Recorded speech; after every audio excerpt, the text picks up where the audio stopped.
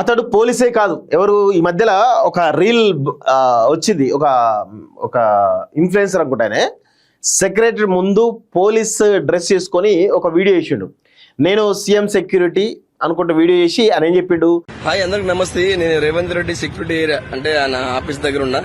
ఎవరన్నా రేవంత్ రెడ్డిని కలవాలంటే నాకు మెసేజ్ చేయండి, లైక్ చేయండి, ఇంకొకరికి షేర్ చేయండి. మీరు ఎవరైనా సీఎంని కలవాలనుకుంటే మీరు ఏం చేయండి అంటే నాకు మెసేజ్ పెట్టండి, నేను కల్పిస్తా అని చెప్పేసి ఆ యొక్క వీడియో అవుతుందో సోషల్ మీడియాలో పెద్ద ఎత్తున దుమారం రేగింది. అరే ఒక పోలీసు ఎట్లా సీఎం సెక్యూరిటీ సీఎం కల్పిస్తా అని చెప్పేసి ఎట్లా అని చెప్పేసి అనుకున్నారు. కానీ తీవ్ర ఎంక్వైరీ చేస్తే అసలు అది పోలీసే కాదట, ఓల్డ్ సిటీలో ఏదో డ్రెస్ కొనుక్కొని వచ్చి ఏదో రీల్స్ చేస్తున్న క్రమంలో అది చేసిందని చెప్పేసి తెలుస్తుంది. ఆయన పైన కేసు కూడా నమోదైందట. సో ఇది పరిస్థితి. అంటే రీల్స్ పిచ్చి ఎంత పైశాచికానందం పోతున్న రోజు రీల్స్ వల్ల చాలా దారుణం కదా. సో సచివాలయం ముందు రీల్స్ చేసిన ఓ కానిస్టేబుల్ వ్యవహారంలో బిగ్ టెస్ట్ వెలుగులోకి వచ్చింది. మంగళవారం సోషల్ మీడియా వైరల్ అయినటువంటి ఈ రీల్లో పోలీస్ డ్రెస్ వేసుకున్నటువంటి వ్యక్తి అసలు పోలీస్ కాదని అధికారులు ప్రాథమిక విచారణలో తేలింది. దీంతో అతనిపై సైఫాబాద్ పోలీస్ స్టేషన్లో కేసు నమోదు చేశారు. విచారణలో అతను గద్వాల ప్రాంతానికి చెందినటువంటి నిఖిల్ యాదవ్గా గుర్తించారు.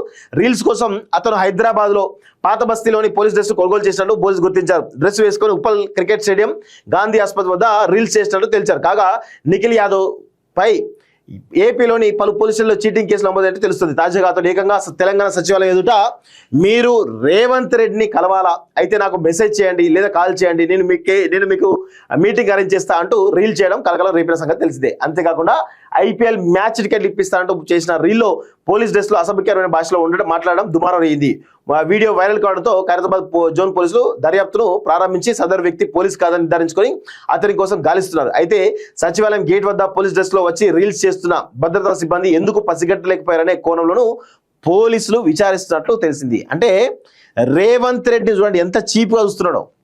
మీరు రేవంత్ రెడ్డి కలవాలనుకుంటే నాకు మెసేజ్ పెట్టండి కల్పిస్తా అన్నాడు అంటే రేవంత్ రెడ్డి ఎంత చీప్గా చూస్తున్నాడో అర్థమవుతుంది. ఆయన పోలీసే కాదు, అద్దె తెచ్చుకున్న పోలీస్ డ్రెస్ వేసుకొని ఇట్లా రీల్స్ చేసి మొత్తానికైతే అంత ఆగమాగం చేస్తున్నట్టుగా కనబడుతుంది. ఐపీఎల్ టికెట్లు ఇస్తా అని చెప్పేసి ఏపీలో కూడా రకరకాల కేసులు దాని మీద. సో ఇట్లాంటి వ్యక్తులను అసలు ఎట్టి పరిస్థితి ఉపేక్షించొద్దు. ఇమీడియట్గా జైల్లో వేసి ఆయనను తాటా తీయాలి. నో డౌట్ అన్న తాటా తీస్తేనే అన్నీ బయటకు వస్తాయి. ఇంకొకసారి ఎవడు కూడా ఇట్లా చేయడుగా. ఎవడని చేస్తా అంటే వాడు అసలు పోలీసే కాదట, పోలీస్ కాదని చేస్తున్నట్టు కనబడుతోంది.